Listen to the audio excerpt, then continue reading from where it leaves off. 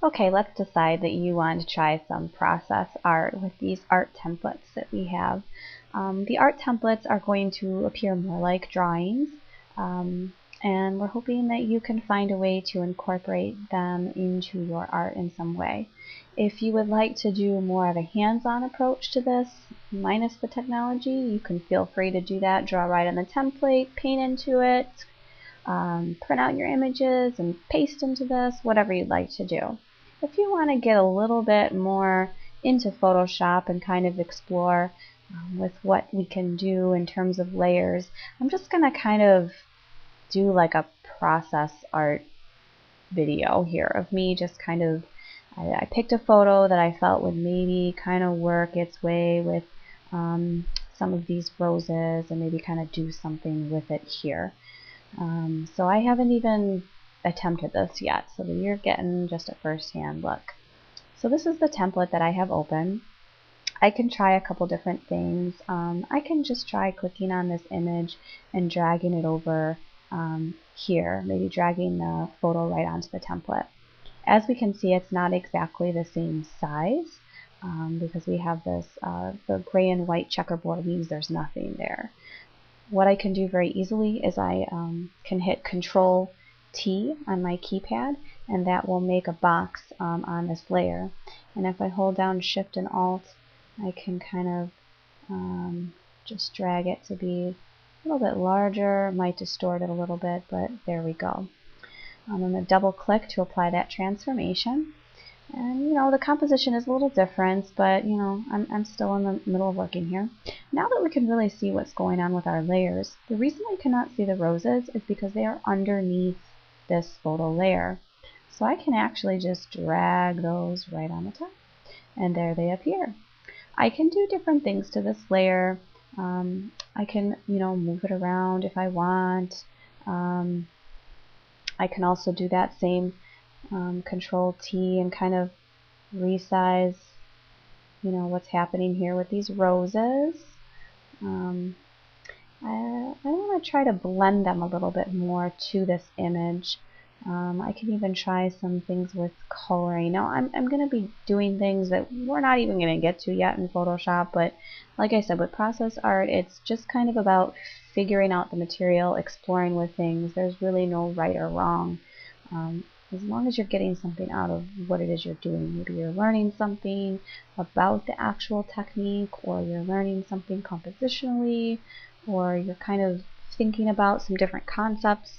I may make this and completely hate it, but learn something about Photoshop with it, or learn a different way that I want to incorporate this roses into another picture, or maybe I'm not finding the idea that I want to get across with this particular image.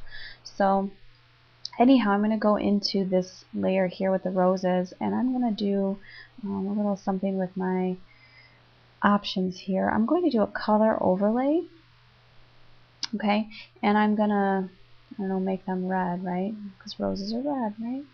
I want to make them just a little bit darker though, okay. And I don't want my opacity to be 100% because then I'm not going to be able to see the detail in those roses. So I'm going to pull that opacity down. This is just a color overlay. It's just applied to this layer. You know, I can drop a shadow to this layer too, and I can do an outer glow. I don't know, just something like that. So it'll show me all these different options. I can also blend this to this image more because it looks really like flat up on there, doesn't it? So I'm going to do maybe a color burn. Let's see what else we got here. Kind of like that color dodge. Hard light.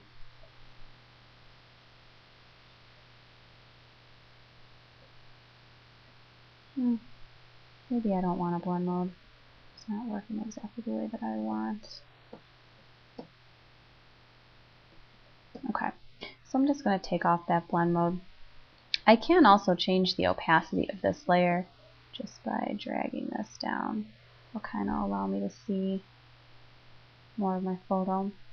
I'm going to also copy this whole layer. I can just right click and I can duplicate the layer. So I'm going to actually have two. And I'm going to hit Control T, and I'm going to rotate this around. So we can maybe do something up here. I might want to erase some of these ones. Well, maybe I'll leave it. But if I want to erase some of them, we're not going to get too technical here, but you can just use your eraser tool, literally. I'm going to use my right bracket by the P on the keypad. The right bracket will make that larger, the left bracket will make it smaller. And I'm just going to delete or erase, I should say, some of these roses. Now once I erase, I'm done. Okay, I can't get it back. We're going to look at some other tools that will allow you to show and hide things versus erase, but I might just work with erasing right now. I'm going to click on my move tool, and if you're clicking on things and it's not moving what you like, make sure your auto select is checked. That way whenever you click on something, it's going to allow you to work with whatever you want, whatever you're clicking on. It'll understand what it is you're clicking on and select it for you. So that kind of works. The other thing I think I'm going to do is I think I'm going to use my lasso tool to click around and just select this rose and hit Control J, which is another way to copy. And now I have just this single rose that I can move around. I'm going to hit Control T to resize that, and then I'm going to just apply that transformation and maybe just make it seem like it's kind of further out that way. Now I added this drop shadow to this layer, and maybe I don't like that anymore. Okay, so they're just kind of, obviously the lighting is kind of weird on these. They're not lit properly, but I'm just trying to incorporate them a little bit. Maybe if I take some more time with this image, I can have the roses kind of work their way into what it looks like, maybe this seaweed or this, red dirt that's kind of washed up on the shore here. Maybe I can kind of maneuver them to kind of fill that area and manipulate the roses a little bit more. And if I have individual ones, I can probably do that a little bit more like that. I could erase more of them and kind of shrink this layer down, again by hitting Control T and hitting Shift Alt because I don't want to distort it. And kind of work that more into this sand that's down here, and maybe kind of make them seem like it's just roses that are down here instead of this actual sand. So maybe I can do something with that. Maybe I decide I don't quite like this image to work with this. But this is one way to kind of incorporate it. Let's kind of do the opposite. I'm going to open up my history. I'm going to go all the way back to just this image that was here. Actually, I'm going to just get rid of, I'm going to hide that, and I'm going to hide all these effects. Okay, so what I can do is I can maybe just drag this over the photo instead. So let's see how that looks. So I'm going to just click with my move tool and drag it over here. Okay, so and then now when I'm selected here, I'm seeing the effects are now hidden because I clicked on the eyes. They're now hidden. This is just what the drawing looked like, and I'm incorporating it here. So maybe I can do something more with, my background image. Maybe make my image black and white.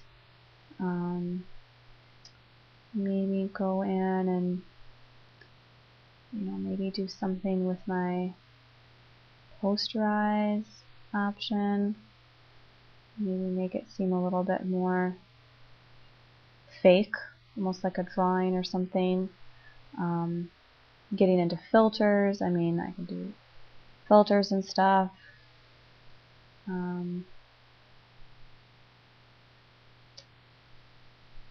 If I go to this image, I'm going to convert this for smart filter first, and then maybe go into filter, maybe go into artistic. Maybe make this look more like a fresco painting or something. Maybe a rough pastels. So it could look more like a drawing itself. Ooh, I like the dry brush effect. Give it a little more texture. Hit OK. Might take a moment to apply this filter. Okay, so I've applied this filter. I might blend it more to the photo.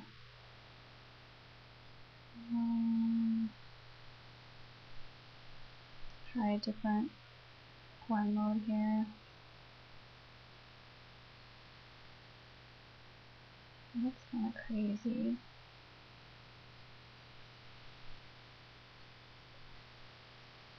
Kind of like this. I'll work with this. I'll mess around with this a little bit more. So anyhow, just go ahead, experiment, try some different things. If you already know how to use Photoshop, go right ahead and mess around however you want. Just make sure that you save this image as a PSD, so I can see all the different things that you did to it, and that'll save all the different things that you approach, the different layers, the things you added. Because if you want to go back and change something, you need to keep it as a PSD. All right, thank you.